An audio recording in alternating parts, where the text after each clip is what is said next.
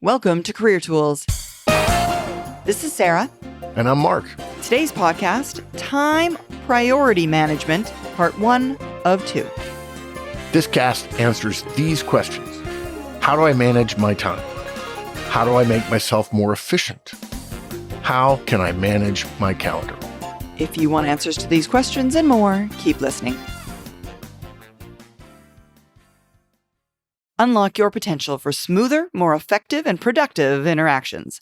The Empty Disc Profile is a fast 20-minute assessment that provides a clear report, helping you understand your own communication style and quickly spot that of others.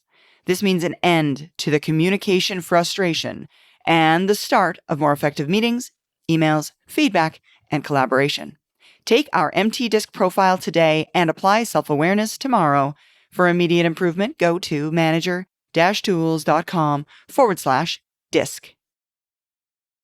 All right, folks, welcome back.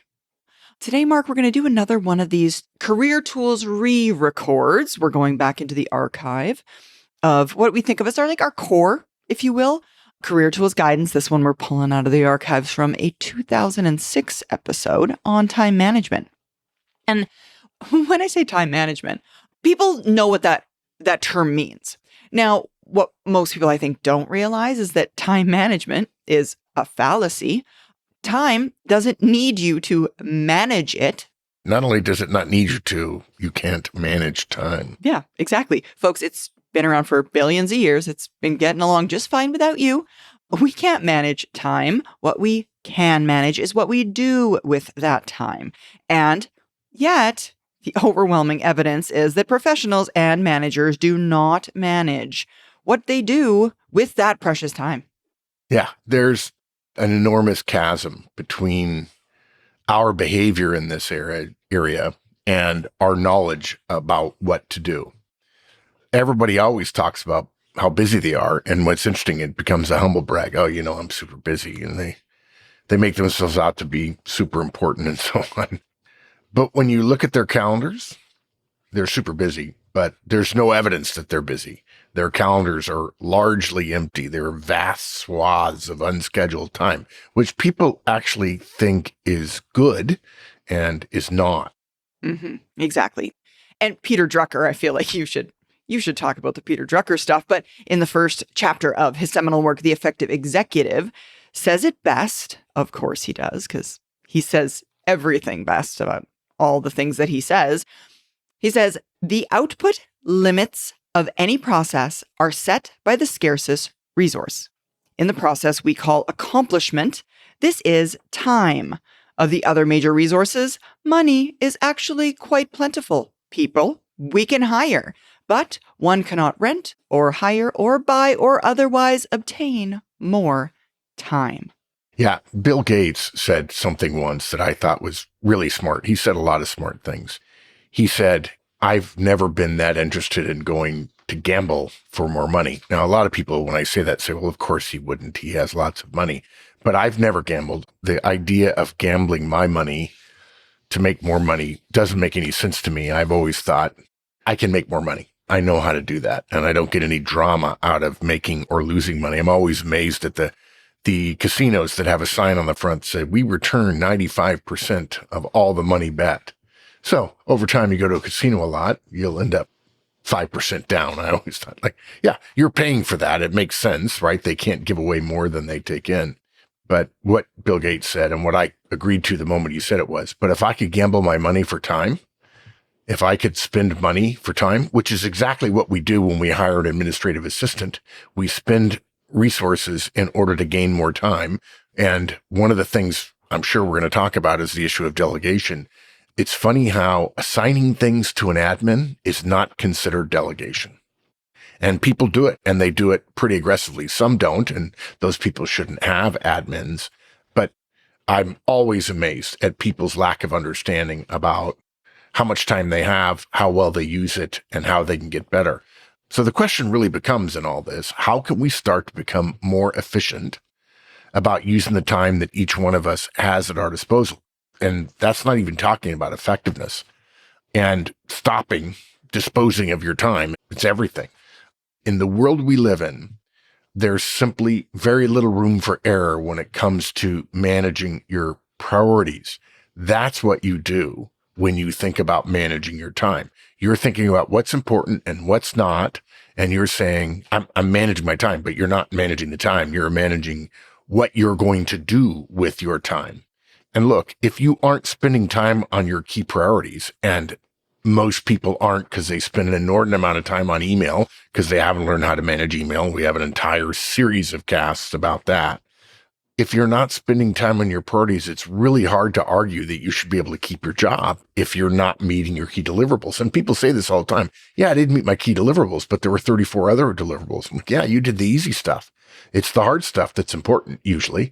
And if you'll be willing to get in trouble for not doing the easy stuff, which frankly nobody cares about and nobody will really miss, and you'll focus on your big priorities, magically your big deliverables will get done and you'll look really, really good.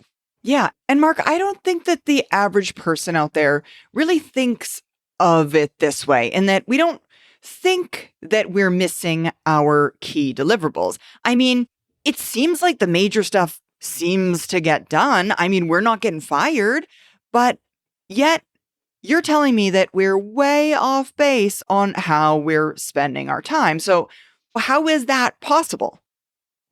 Well, folks, it's because in many cases, we are being saved by what amounts to fire drills.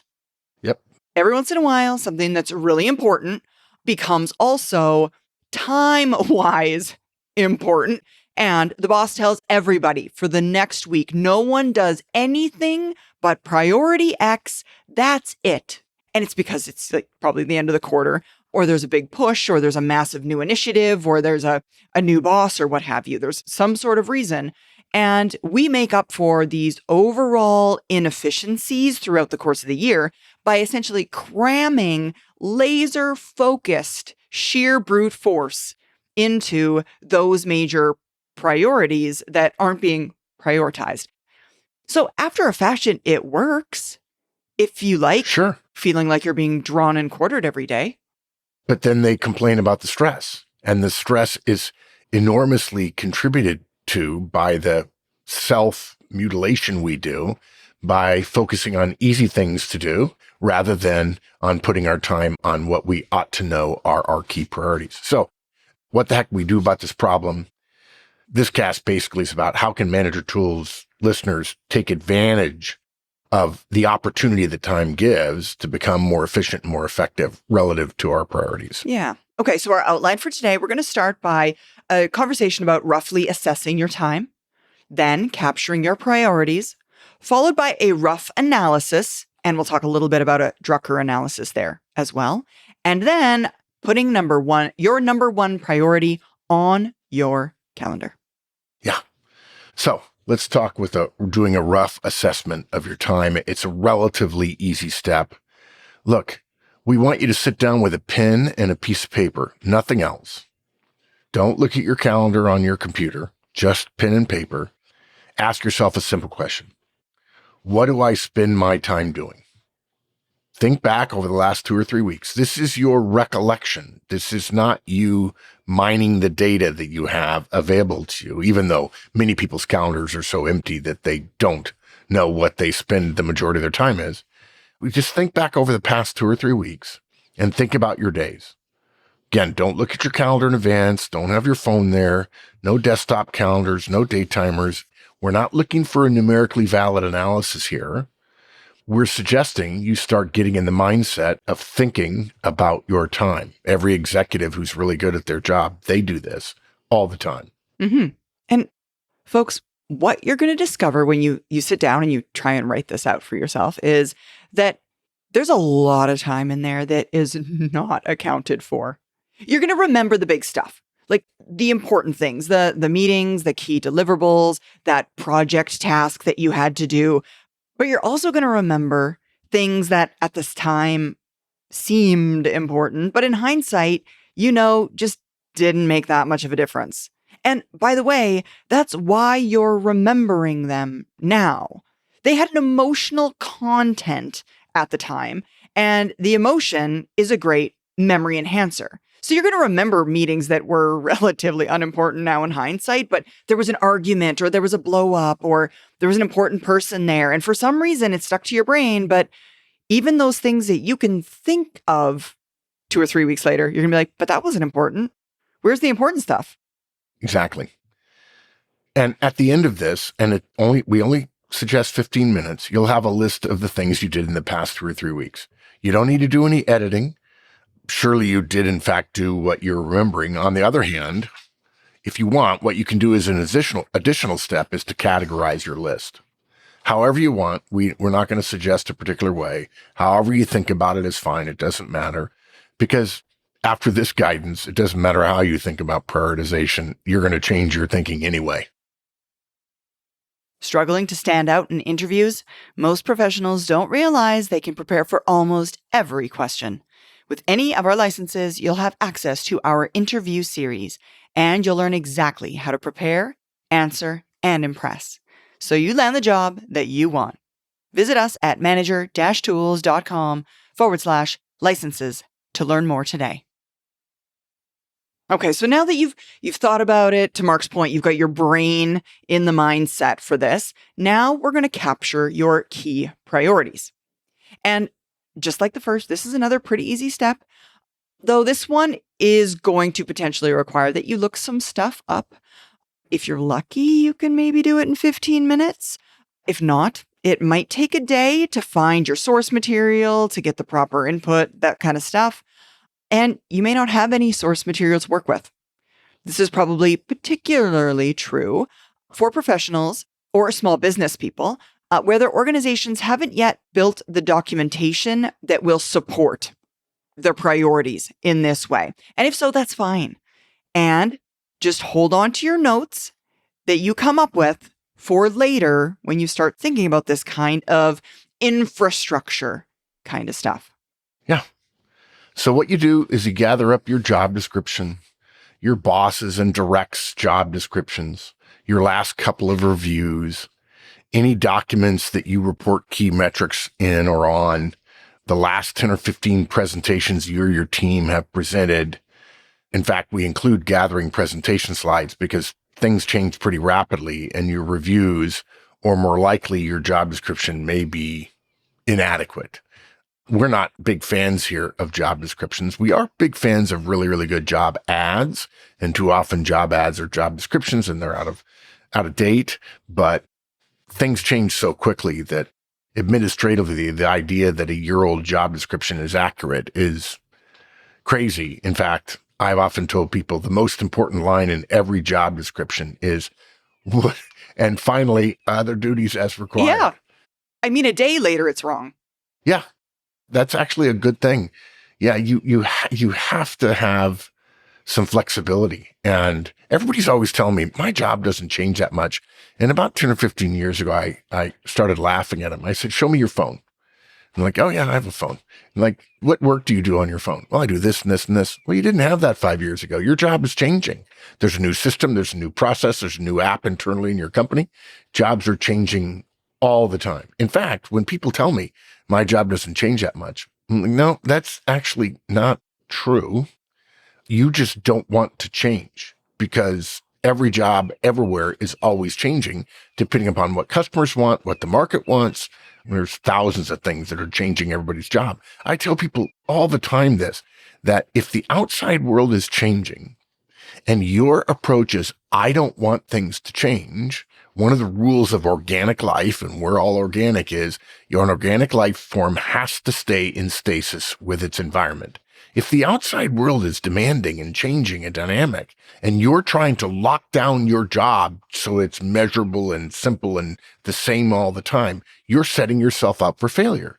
In the same way that the outside world gives your organization feedback all the time in the form of purchasing or not purchasing if you're a profit organization, the idea then internally in the organization that no manager has to give feedback when the outside world is giving the organization feedback is crazy. But people say, well, I don't want to do that. That's hard. I'm not really sure. But that's why some of this stuff gets old, and that's why we ask you to look at slides and everything else we listed. Yeah, exactly. So pull together as much documentation as you can find. And with all of these documents in hand, take some notes. Ask yourself, what are my key priorities? When we say priorities in this case, folks, let me be clear. It is not what you want to do. You do not get paid to do what you want to do. This job may be aligned with the things you like doing, the things you're good at, and that's a plus. But your priorities, when we say priorities, we're talking about what the organization demands of your role. And all too often, I get into conversations with managers and actually a lot with executives, which really kind of bothers me. They're like, yeah, I'm kind of good at this and I kind of like that. I'm like, or they're saying, well, I did that for this reason. And it's always them asserting some personal interest, some personal privilege, some personal preference for something. I'm like, you don't get paid for any of that. You have to understand what your role is. In fact, it's very old fashioned, but every job has a series of duties, some responsibilities to the organization that it takes to make the organization work. And I see far too many people talking to me about their preferences. And look, if you don't like the fact that your job has no priorities that are aligned with your preferences, that's fine. But two things. One, you're not going to be doing well in that job, and you shouldn't complain to the organization that the organization wants what it wants or needs what it needs from your role. And the other thing is go get another job. Luckily, for the most part, we live in a free world where you can go look for another job. It may be hard, but now you're saying to the company, I don't want to do a hard thing, so you should make my life easy. And if you have a bunch of people wishing for their life to be easy in an organization, that organization is going to be gone sooner or later.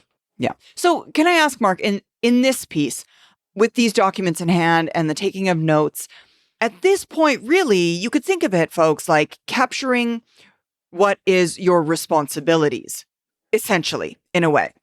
Yeah. Now, sometimes responsibilities are listed in a very artsy way, a very formal way, and you may have to interpret that a little bit. Mm-hmm. But basically, your priorities should be your responsibilities. And I defy people to tell me they can find a job where the responsibilities are not clear. And it wouldn't take me more than 2 minutes to say, so therefore your priorities would be this.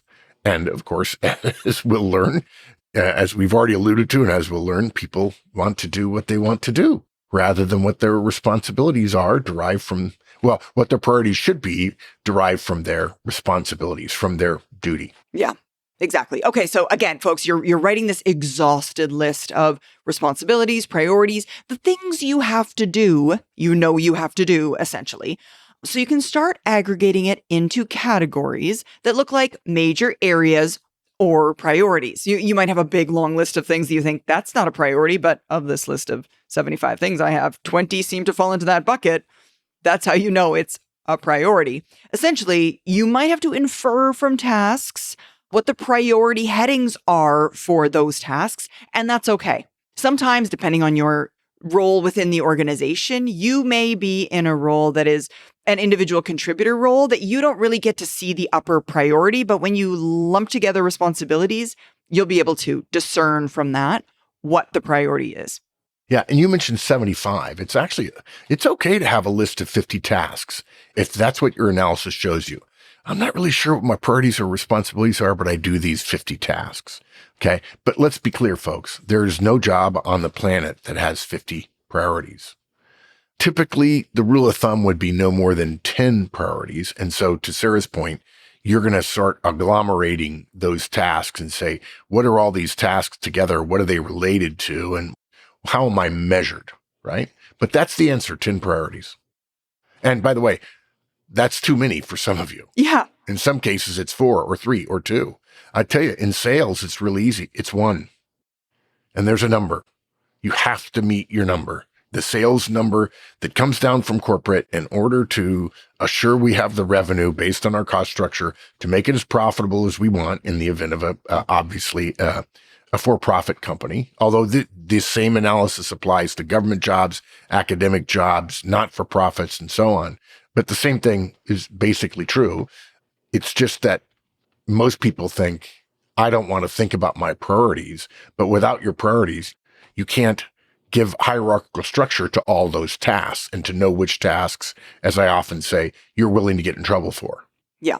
And folks, you You might have had a bit of sticker shock, a wide-eyed moment when Mark said you got to boil that list of however many you have, 75, 50, into 10. It's only going to get harder. We now recommend that you take that list of 10 priorities and you come up with your key priorities. Not just your priorities, your key priorities. Take that list and boil it down to no more than 5 key priorities, max 5. Yeah, and the reason we mentioned the 50 tasks, the 10 priorities, and the 5 keys is that a lot of folks have fought back with me and others on aggregating from 50 to, say, 3. They're just like, well, that's, it's like putting 5 pounds of stuff into a 2-pound bag. We think this is because there's no overarching priority thinking to their schedule management, and we end up seeing tasks as priorities. In other words, right now, this thing I'm working on, this task, one of the 50, is a priority. But that's not how effective priority management, which people call time management, works. Mm-hmm. Yeah, so anyway, come up with 5 key priorities. Write them down on a sheet of paper. Thanks so much for joining us, folks. We will see you again next week as we continue this topic. Now, help us help others and tell your friends. And of course, follow, rate, and review our podcast. And remember, 5 stars only, please.